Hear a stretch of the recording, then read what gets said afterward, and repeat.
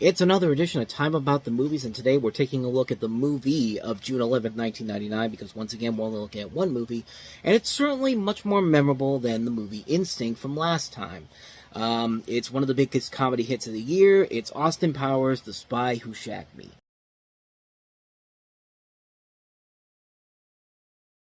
But Austin Powers' The Spy Who Shagged Me is, of course, the sequel to the breakout hit Austin Powers' International Man of Mystery from 2 years prior. And, of course, in this film, you have Mike Myers as both Austin Powers and Dr. Evil. And in this one, Dr. Evil returns again from cryostasis to strike his Powers from the past, using a time machine to remove Powers' charisma, a.k.a. his mojo, and deprive him of whatever qualities make him an effective secret agent so he can no longer interfere with Evil's plans. And, needless to say, this was a massive, massive hit. The first film was was a hit, but it wasn't like a big cult hit when it came out, box office wise. But it did go on to have this cult following after it came out. And this film not only made more than that film did, but it literally did it on the first weekend it came out. I mean, it literally made more than what the first movie made in its entire run just on the first weekend alone. That's how big this movie was.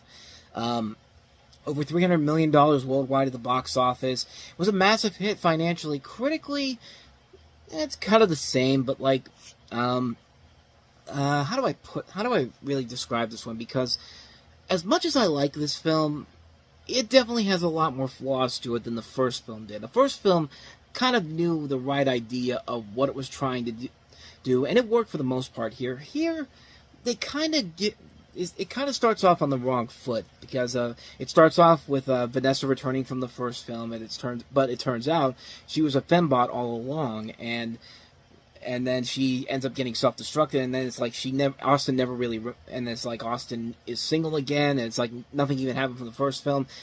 I remember when I went to see this movie in theaters, and we got in there just as the fembot was about to explode, and we had no idea what the hell was going on, and this was I was a 10-year-old kid when I saw this movie in theaters for the first time. I had no idea what the hell was going on there, but it just, now that I look at it nowadays, it seems like kind of a weird way to transfer out to the next, I guess, Austin Powers girl and Heather Graham from Boogie Nights, but it just feels weird to do that. Like, why would you even bring Elizabeth Hurley back in here, even though you're going to have a new leading female for this movie? And if you see Austin Powers and Goldmember, they don't even mention Heather Graham's character in that film. They don't even do anything with her. So what made it so special to make Elizabeth Hurley come back for this, just to get killed off in the end? It's like it's kind of like what Bill Murray did with the 2016 Ghostbusters movie. He always talked about how if they ever did a Ghostbusters 3, the only way he'd come back is if they killed him off in the process. And in Ghostbusters 2016, he's in there, but he gets killed off pretty quickly. So what's the point of having him except for fan service? But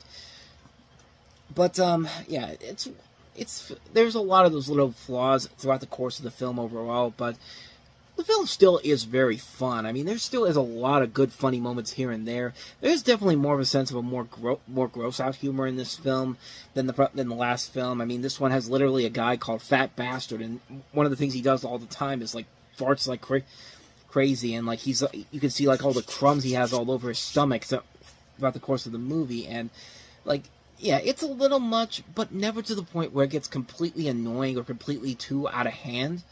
And overall, I thought the movie was pretty good. Like, I don't think it does anything unique or different compared to what the first film did, but it's still more of the fun stuff that we got from the first film. The few elements that are upped in this movie is the addition of someone like Vern Troyer as Mini-Me, who has a lot of good, silly, funny moments in the film. I mean, he has a lot of charisma there, and I think he does play the role pretty well here. And how many times can I say "and" in this? But I'm trying to think of what else I could say about this film that hasn't already been said already. But for the most part, I laughed more than I was like, nah, this isn't working for me. Like, on terms of like the percentages, it was probably more like maybe 60-40%, 60% of the jokes I was really laughing at, 40% not so much. With the first film, it was kind of like 70-30, like, so it's a little bit down from before, but it still has enough there that I would say that it does definitely deliver what it promises. I mean,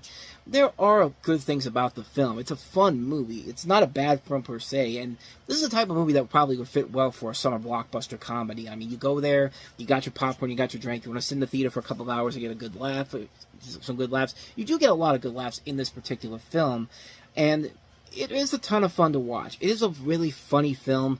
It's a really enjoyable film. Would I say it's the best of the series? No, I'd probably still say Austin Powers, the first one, is still the best of the three. But this one's not bad per se. It's a fun movie. Definitely a little bit of a step down from the first film, but still a ton of fun. I do recommend it. If you like the first film, you'll really get a good kick out of this film. That's my thoughts on Austin Powers, The Spy Who Shagged Me.